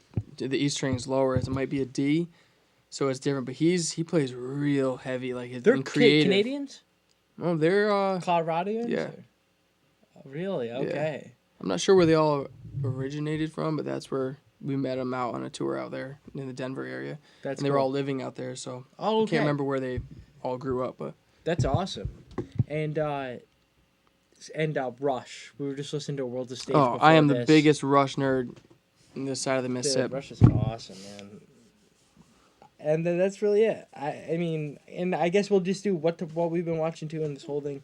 I went and saw Spectrum. There's this theater in Albany called Spectrum Theaters, and they play a lot of independent movies that you wouldn't see like in like Regal Cinemas or AMC. And there was this documentary on this lady, Linda Reinstadt, and I think I hope I'm saying her name right, but she's just her contributions to music, everything from getting the Eagles formed to like just the spread out musicianship she had, amazing. Go research the documentary. If I can find the link, we'll finally add links. But Doug, what have you been listening to and watching? I've been really into Hobo Johnson nowadays. I kind of discovered him last week. There's a few songs I'd like to shout out. Peach Scone, which they recorded like a whole live music video for the NPR Tiny Tiny Desk. Desk Tiny concert. Desk, Tiny those Desk are concert. great. Yeah, no, like they recorded like a submission for that, and it went viral for them. I don't think they won the competition, but they were still able to. NPR still had them on for a Tiny Desk concert. So Peach Scone, a great track by them. Move Aware I dig 'em. and Subaru Crosstrack. Those have been definitely some songs I've been feeling from him. Other than that, JRE, I've been diving into like the depths of that shit. Like I went on to I like literally just like tried to like flip the script. Like started off at like 1. I'm like in like the hundreds. I really have no idea where I'm at anymore. But like I just tried to like, check out like like what the Joe Rogan podcast was when it was like still in his like Yeah, I listened to a bunch house. of those. You know what I'm saying? Like Yeah. he didn't have the studio yet. He was still With Joey still- Coco Diaz. Brian Redband was on like every fucking episode, which was like I feel like back in the day was the young Jamie. But like he still had, and Yeah. he was on a very recent episode of the Really? Joe Rogan Experience, which we kind of sat down and watched. They're both in the space suits, Yes, the orange and yes. orange astronaut suits. I watched So a it's- clip from that actually recently of them talking about South Park, about the recent Really? ban. Which, if you haven't Oh, yeah. checked it out, Taggerty, watch the recent South Park episodes. I do. I got Integrity Farms. Taggerty Farms, yeah, Dude, yeah, no, South Park definitely one of the best shows ever. ever, yeah. Really got to get back into that. And other than that, the Dissect podcast, I know it's on Spotify. I don't know if it's also on Apple iTunes, but like it really breaks down like it like they're only on season 5, so they've broken down like To Pimp a Butterfly by Kendrick Lamar, My Beautiful Twisted Fantasy by Kanye West, Blonde by Frank Ocean. This one song by, I want to say this one album by TLC, maybe not, don't quote me on that, but then like the last one they've done is, or they're still doing, is Damn by Kendrick Lamar. And like it's really cool because it's like it breaks down like not only like that album but like everything that artist has done before that, and it really breaks down like, okay, like why musically like and sonically like this album or like this song like really stands out from the crowd. But then it also like goes into the lyrics and like, you know, just like the artist's life and like how it reflects and like the whole meaning behind it. So Dissect podcast, if you're really into music or any of the things I just mentioned, Yeah. go check that fucking shit out. Other than that, Netflix has a new show called Rhythm and Flow. It's like American Oh. Idol but with fucking rap and like the special what are they, not fucking nominees, they're the people, the judges. They're all right. The judges are Chance the Rapper, Cardi B. You do it out there. Oh, Yeah. fucking shit. I want to say Ludacris, and I know it's not fucking Ludacris. Oh, Fat Joe. T.I., Tip, yo, from Atlanta. T.I., T.I. Chance the Rapper, Cardi B. They're the fucking I hosts get of down it. with all of that except Cardi B. Yeah. she Fuck off. sucks. Yeah. Cardi, no, to be honest with you, Cardi B does kind of fucking rock. Although she had a 50-minute fucking concert, that's a fucking album. I bet she was raising the whole entire Would time. you pay to go to a concert where the headliner was playing 50 minutes of music? 15? 50. 50. Oh, 50? Just 50. With 2 openers before. Depends on who the openers 50 were. minutes. It depends on who the openers were. Thank you, Dina. Sorry. Okay, Fuck that. I mean, Yeah, and if that's a headliner, then that's... and I mean, well, that's I'm not even obviously warmed up. different. 15 minutes, I'm like 50, just yeah. warmed up and ready to go. It's a publicity It's thing, a dude. different Fuck fucking that. concert. I don't I will know. say that. It's a noise. You know what it is? It's a Because, show. like, it's a no, think production. about It's a it. visual Think spectacle. about when we went to Drake. Like how it was a Waka Flocka, some other dude we didn't know, and then it was fucking Drake. That's a fucking rap concert. That's how those go But about. Drake played way longer than 50 minutes. That's like, But that's like, I hey, don't- I I spent do- but at the $60 same for a moment- ticket to watch 60. this. I don't asshole remember that's Drake. like- I remember Waka Flocka. We go hard in the mother. but like- he was an opener, so He his was set opener. was like condensed. Like, I think if you're headlining in a national touring act, I mean, come on. If you can't play over an hour, like that's fucked up. I'm sorry for the ticket. Yeah, but there's a big science that goes into like the the production on like who has what time and what bills are stacked. They 'Cause, know like- people they're gonna draw a certain crowd, and it's a production. They get the lights, they get the it runs smooth, boom, it's done, and like they're happy. That's what they want. And you like know? definitely with like pop music and like Yeah, that's- hip hop is definitely more pop nowadays. Well, you But think- it's like that's definitely not gonna be the same as a Fish concert. Like there's Well, you- gonna be you a think- lot Absolutely more not, money. but, Like, like- You think of pop music in general, the people that listen to it, the attention span of those tunes and the listeners. That's true. It's It's short. a So you go to a completely concert different scene. and they They they're don't just get firing it. out one group, and they just Well, it's the even same- if you want to it's compare about them Cardi B to songs. even that same genre of Oh. music, okay, Lil Kim, I think Lil Kim would probably play a longer okay, set than okay, Cardi okay. B, But so because okay, she has some weight with some of the tunes she produced. you do. But at the same moment, okay. So think about it. Like, so any rap pop song is gonna be between 2 to 4 minutes long. So think about like a 50-minute set. That's gonna be at least like what fucking With banter. 20 songs, maybe not. I can't think of 50 divided by 2, 25. So 50 divided by 2 is 25. And that's 25 5-minute songs. Maybe you take a short break. That's still a lot of songs. Fish, I mean, between their 2 sets are probably playing around that many. I'm not even comparing. I'm just saying, even like somebody like Beyonce, She I ain't feel playing like- a 50-minute set. No, Well, you go see like Justin Timberlake. Yeah, It's an no incredible way. live Yeah. show. I They, can't dude, imagine. dude, they You- put out an incredible. No, I have buddies that have seen them, and it's the whole. They play. It's all musicians on the stage. It's an impressive show. Like it's different a than what you'd ever production. think. It's I a guess all I'm saying performance. is she It's does entertainment. not hold the weight that T.I. or No, Chance. it all depends on who it is. Though, And I'm not even knocking her like for any reason. Like I just think that there's better female musicians to represent. that. hip-hop No, than fucking her, I dude. to be honest, Like, I don't Nicki think so. Minaj. Yeah. Nicki honestly. Minaj just Anybody. retired from music. But So why would Yeah. she be the one? okay, I okay. Like you got Cardi you got a B is valid point really there. at the pinnacle of female rap. There's definitely a few Female female pop. rap artists that I have I don't heard know. about. I don't know. But I mean, with Nicki Minaj retiring, like she really is at the top of the game. And like I have listened to, I want to say it's Invasion of Privacy. Definitely not a bad album by Cardi B. I don't know about her whole live show. I definitely feel like it's probably a very high energy. Like I don't think it's probably what we're used to. I don't know. I wasn't at that show, so I can't really speak too much about it. But I don't think it was a ripoff to people. I would say she probably gave a good show to people. But at the end of the day, Rhythm and Flow on Netflix, it's a fucking great show. Like you really get to feel a lot of local artists, like people on the come up. A lot of them probably aren't too good, but you might find some that are gonna be maybe your speed. If you're into that kind of thing, like rap and R&B, you should check it out if you have Netflix. All I'm trying to say. What have you been listening to? What you been listening to, James Woods? Woo, I've been Holy listening fucking to shit. a lot of stuff, and it never stops. It's always going, and it's all over the board. I mean, as far as bands, I mean, my favorite guitar player is Derek Trucks, and right now his project Tedeschi Trucks Band, I've been going for a handful of years. That's probably my favorite live show to see today.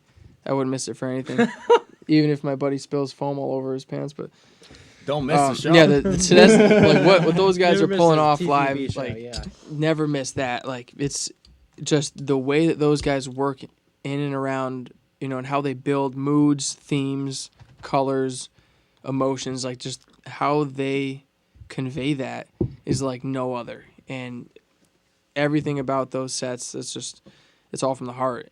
And their tunes, like they're really cooking on the tunes. Yeah, I like everything that band touches. That's my favorite live show to go see. I'll cancel whatever other plan to see that. But another show, that's one I think is my, another one of my favorites. That's probably the most fun show I've seen. A band called Ghost Note, and I've caught them. I've caught them a handful of times. Yeah. I think it's the bass player, Mono Neon. I think might be one of the greatest bass players on earth. He is just his own style. He's out of the box. He is the most accurate player I've ever heard. What he can recreate from what he hears, how he reads off of the drums, and just every time he takes like a lead or a solo or a fill or anything, it's not only different, but it's in like a different style. I heard him take like 3 solos one night, and they each were like, I don't know, stylistically so different. But that band is, though, the drummer's some Snarky Puppy, and Mono on bass, and the whole crew. It's like, it's the most funky, earthy, just like more like world music funk, and the rhythm is incredible. If you have a chance to go see Ghost Note, I can't believe I'm saying this, but I might like Ghost Note live more than Snarky Puppy. Don't crucify me, but Ghost Note's the real deal. I like those guys, and I don't know. I've been listening to so much music as far as other bands. I'm huge into Southern rock, so for a new cat, the Marcus King Band, Oh, they're Marcus King, pushing dude. it real Fuck hard. Yeah. He's a young kid, and their records are amazing. He's younger than us. Yeah, he is. What? Shredder. He's He went from playing. Okay, just to compare this. He went from playing the Gramercy Theater, which was probably the size of what Cahoe's Music Hall in New York City. he was playing down To in the like when we were in the Beacon. Carolinas, like in not too long ago. We played these venues. His stickers were up on the wall. They're like, yeah, he just played here like before he blew up. And I mean, dude, he had an album where he had Warren Haynes and Derek Trucks on it. he got in and he toured open for the Tedeschi Trucks Band Real for an souls. entire year. Yeah. And this kid his voice is so bluesy and soul-y. His playing's, he's a beast. He can light up that guitar. And I was lucky I got to see him in Lake Placid this summer, right up front. That's It was awesome, good. man. So he's been always on my radar. I just love the tunes. Listening to that. I mean, I guess other bands who, have been on the circuit that either have or have not played with, I'm into a band called Talk. Fuck yeah. They're And you one of guys my opened up favorites. for them. We did a little weekend run with them, and that was a Higher great. Ground too, right? Or Where was it? We played a show in Connecticut, Putnam, right? Putnam. Yeah, there was like 3 shows right in a row. But those guys, it's kind of like a sound I've been waiting to hear for a while. It's like fusion. It's almost like heavy, meanish, like industrial fusion, but all the rhythm, the drumming is all gospel chops. It's all the most interesting rhythms, like that real, chopped up, like the gospel, the church style drumming, and that's my favorite style of drumming. And he's a pro. Is it And Carter or that's Isaac Teal. Oh, Isaac? Okay. Yeah. Alric Carter is the keys. He's sick too. Yeah. Dude, they're all like, I band's love that sick, style, yeah. and I just, that's something I'd put on driving the van home for hours, and that would just put me in the zone. That's some great music. Like those guys, I mean, my buddies Les Special, they're yeah. great. I Oh, mean, yeah. Another group of buddies, a band called Goose. I think Oh they're my they're God. they're Go see starting them to October 18th. they're starting to take Yes. off. My boys in Goose, everything for Goose. I love those kids. Good for them. And they've Yeah, come up they and played deserve here it. at They've- Neptunes even for you guys. Those guys right? have been busting it for a while, and I'm like, they better catch on. Yeah. I'm gonna do something about it. Dude, those guys are awesome, man. Okay. And, Yeah. dude, hell yeah, man. Goose, they're going, and let me like other bands. Yeah, another band is slowly getting shows back together. Timber Coup, Oh yeah. and that's some serious pride. If you get a chance, they're like an Albany based. Check them out. Hell yeah. As far as I mean, I could go on forever. It's funk. I'm going to see Lettuce again. I'm going to see all these other. I just saw Santana. I'm always into the old stuff. But as far as bass players, though, there's cats like Dan Africano, who did a stint with John Brown's Body, but his band Elephant Wrecking Ball has been on my radar. That's a fro band, right? Yes. Fro, Oh, yeah. yeah, And dude. Dan Dope playing as bass. fuck. He's got this bass it's a 4-string, but it's strung with a 5-string set without the high G. So, he's a flat wound dude. It's like nice, thick, deep tone, and his work with Elephant Wrecking Ball is really like catching my ear.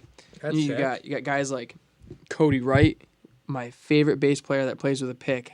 A lot of them don't really get my attention, but he's one of the best. And all his playing, like I could just sit at home and watch videos of him soloing, doing loops, and he's one of the greatest players out there right now. I mean, there's he played with Eric Gales, played with Jonathan Scales Orchestra. He's really got a good thing going on. I mean, and he covered for Mono Neon for a Ghost Note show. He had like a week's notice. I don't know anybody that's pulled off an amount of work like that in that short of time ever.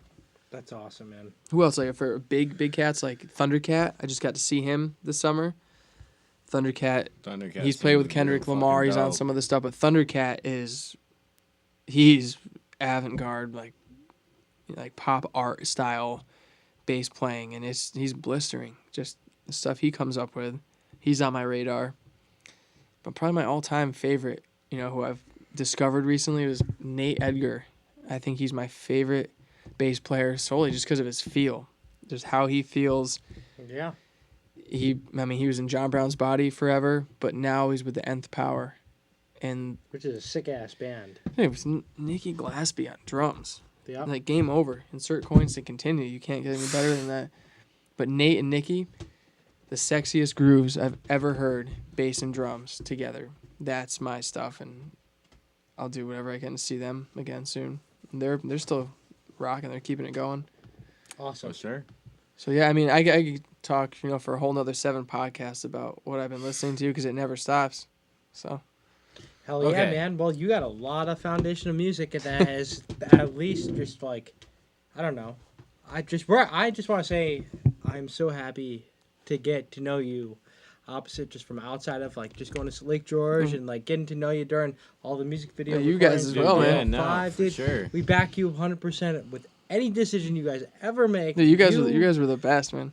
Dude, and you fucking skate, dude. Like, Dude, these are the kids. Dude. These are the kids I come to for tips. I can't teach No, you like shit. that- But that you was might the be able to. That was the thing. Like when you're like coming to me like home for skate like- tips, I was like, dude, like I thought I was looking up for you for skate No, tips, no, man. no, Like, no. goddamn. Yeah, dude. Like Like, we I- really appreciate everything. Dude, man. like you've been the fucking man ever since I fucking met you, and yeah. cheers Oh, to the empty fucking beer because Yeah. this motherfucker's responsible as fuck. Yeah, you got your shit together, man. I respect really you fucking for that, do. dude. It's like, it's a nonstop battle, man. I'm just every day and night, just if I keep myself busy, and that's my nightmare. Is like, as soon as you're not busy and you're bored, something's wrong. I'll never, between work and I have a million hobbies, I'll never be bored. And that's what I've been doing for a long time. You dumping that? all right. So I think Toasted. it's time to listen to some music. Okay.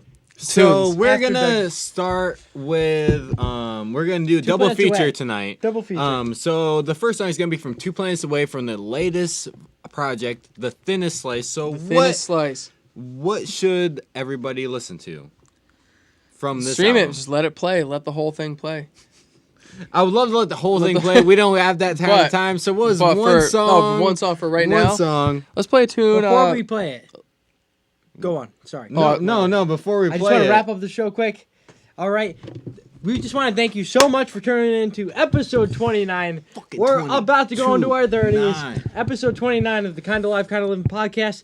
You can stay up to date with us on all of our social media platforms. You can listen to the Kinda Live, Kinda Livin' podcast on Spotify, iTunes, and SoundCloud. And like I said, mirth-films.com for all of our latest original video content, live music coverage, alternative news, podcasts, buying merch, and much more. We got a And- lot of shit. if you want to get on this podcast, the second that it drops, the second that we go live, because it's never Smash on it. time, Smash it. you go to our YouTube page, you hit subscribe, and then you hit that notification bell and Yes. get those notifications. Because, dude, like the second we go up, before I can even like finish playing the intro track, I'm getting like, "Hey, Mirth Films is live!" Like, Yeah. it's fucking hard. No so you reason- can go and start it from the beginning. And no reason to keep on refreshing that page. Just subscribe so that and if you don't have a Gmail, you shouldn't be using Yahoo anyway. So just get a Gmail account. Get so a you can Gmail subscribe It's to- about time you get a the Gmail Kinda account. Live, Kinda Have Livin' like 8 podcast. email accounts. It doesn't matter. This is the 21st century, bro. Go listen to 2 Planets Away and The Switch and all 3 records of Formula 5 now on Spotify and most on iTunes, any of them? Yeah. Go listen to it. Deep So- dive into this guy. Dig him up. Because Dude, he's this guy's got- the man. He's the man. He's the truth. And we want to thank you. Thank you for tuning in. We have been Kinda Live. Kind of Kinda fucking living. living. This has been episode 29 of the Kinda Live, Kinda Livin' podcast. And now it's time to jam to some 2 Planets Away. Have a So- great night, Hey, guys. thanks, guys. What's this track that we're about to jam We're away gonna do to? a tune called "Late If At All" because that's the one we got a Late- video up with it. If Check out at the all, music video. 2 Planets Away on Spotify, Apple iTunes. We got a music video. Enjoy, everybody. Have a good night, Nighty-night. guys.